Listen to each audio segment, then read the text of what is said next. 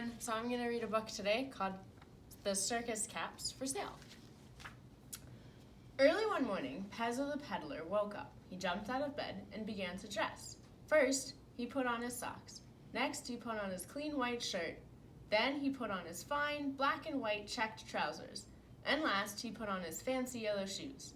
Then the peddler put on his jacket and his lucky cap, picked up his wares, and was ready to go to work.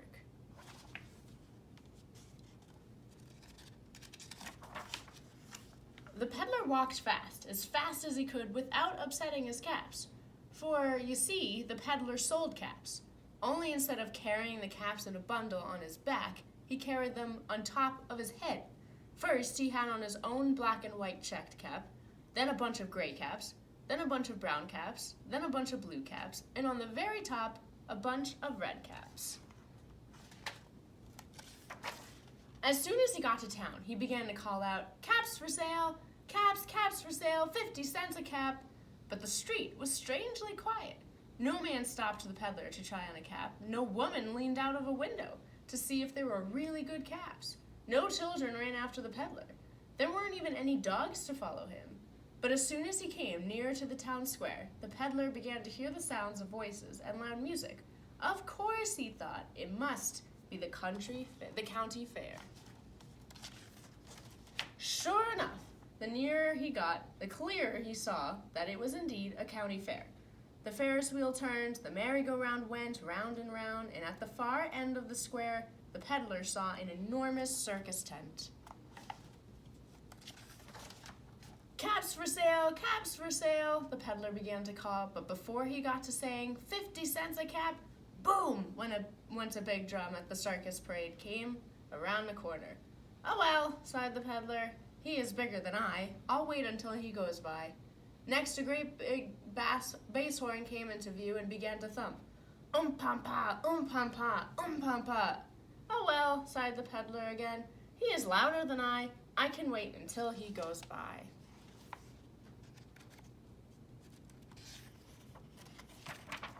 But when he came around the corner next was not just a big drum or a loud bass horn, but the whole circus band. The trumpets shrilled, the trombones blared, and the little polkas went tweedledee-dee. The big cymbals went bong, and the tiny triangle went ping. "Oh well," sighed the peddler for the third time, "there are so many of them. I'll just have to wait until they go by." The peddler saw the circus riders prance by on their plumed white horses. He saw a truckload of trained seals and dancing dogs go by. He saw the fierce lions and tigers and the chattering monkeys in their cages.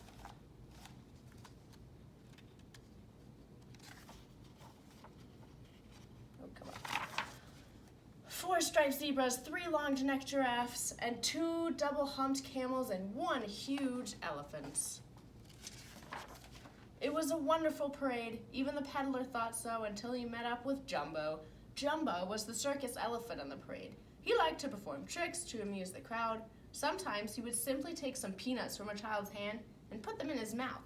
Sometimes he would fill his trunk with water and pretend to give himself a shower. And sometimes he would steal a hat from a man in the crowd, try it on as his rider's head, and return it to the stranger.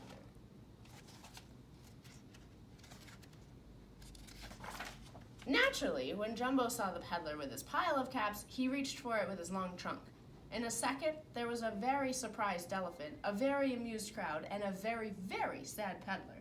For all the red caps, blue caps, brown caps, and gray caps came flying down in every direction.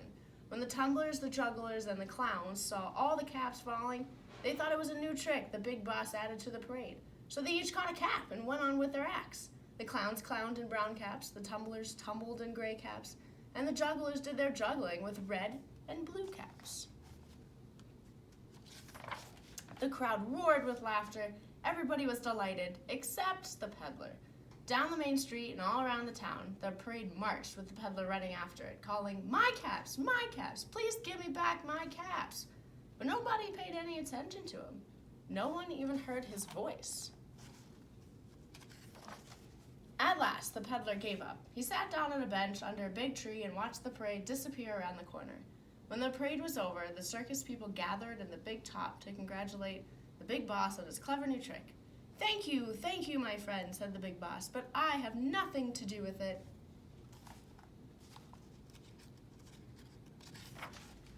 Then who did? Asked the jugglers. Who did? Asked the tumblers. Who did? Asked the clowns. Jumbo did, said Joe, the elephant rider. And he told the circus people about the little peddler. Joe also tried to show how the peddler carried all of his caps, but when he got to the first brown cap, all the caps fell down. Then one of his clowns tried to put on the caps, but when he got to the first blue cap, all the caps fell down. Everybody tried. Even one of the jugglers tried, but when he got to the last red cap, all the caps fell down.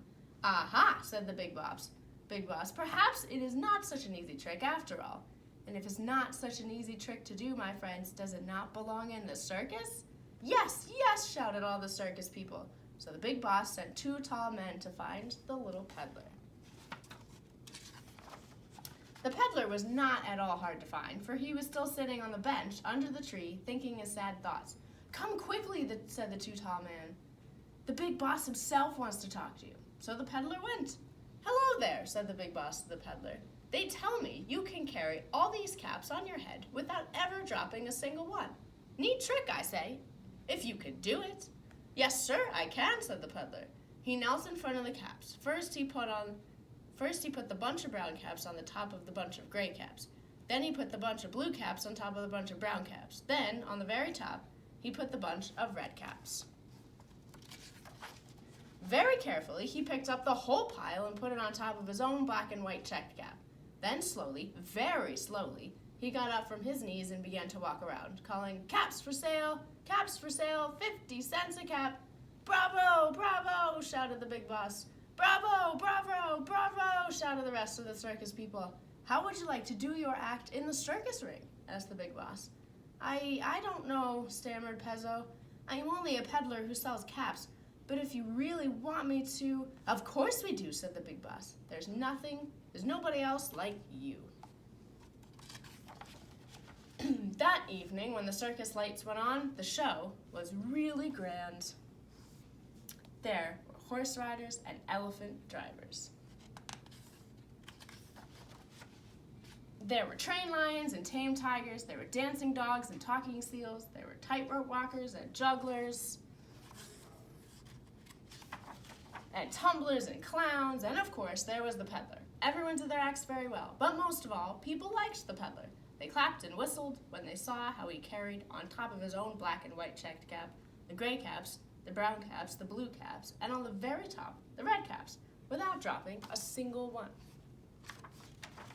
The peddler was delighted. He walked around the ring feeling very straight and tall and calling, caps for sale, 50 cents a cap. After the show, Pezzo the peddler sold all his gray, brown, blue, and red caps. Someone even wanted to buy his own black and white checked cap, but the peddler wouldn't part with it. It was his lucky cap, he said, and besides, it matched his own black and white checked trousers.